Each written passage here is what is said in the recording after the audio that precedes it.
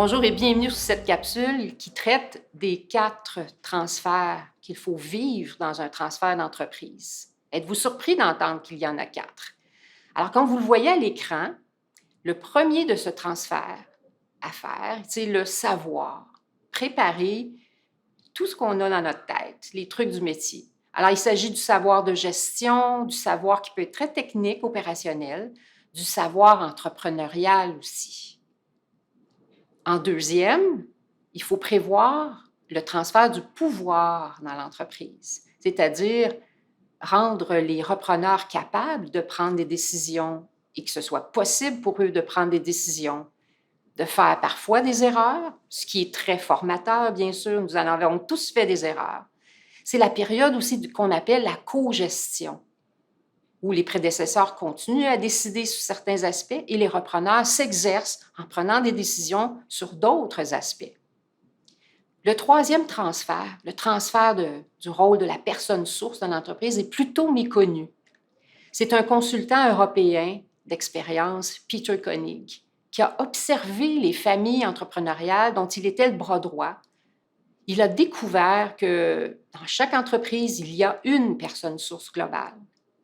Pas 2, pas 3.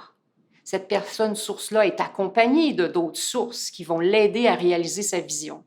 La personne source, c'est cette personne qui a l'intuition, le flair dans l'entreprise, qui est parfois hantée par le doute, mais qui obtient la clarté en étant connectée sur les informations qu'elle juge pertinentes pour son entreprise. Alors, c'est cette personne qui sait si on doit tourner à gauche, tourner à droite, qui parfois a de la difficulté à expliquer pourquoi il faut tourner à gauche, mais la personne source sait qu'elle le sait qu'il faut tourner à gauche.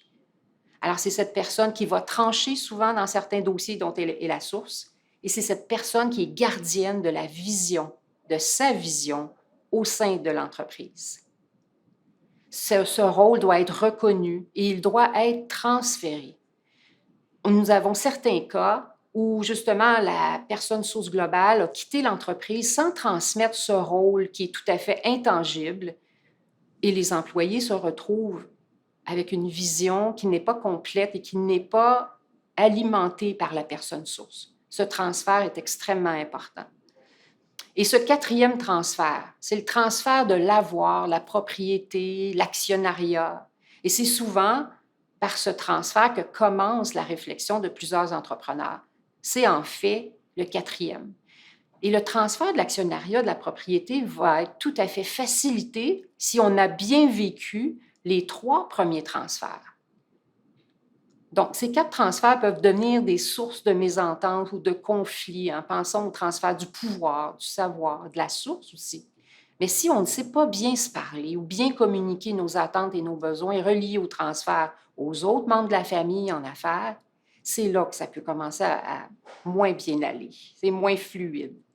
C'est pour cette raison qu'il est important en amont du transfert de se questionner sur nos habitudes relationnelles, nos habitudes de communication, notre histoire familiale, qui inclut nos façons de gérer nos différends ensemble.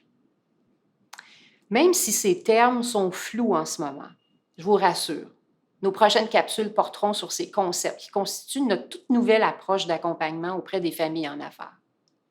En d'autres termes, il s'agit de la dynamique familiale dont il faut se soucier au début du processus de transfert, dont les 4 transferts que nous venons de voir vont prendre place un après l'autre. Je vous convie à la prochaine capsule et merci. À bientôt.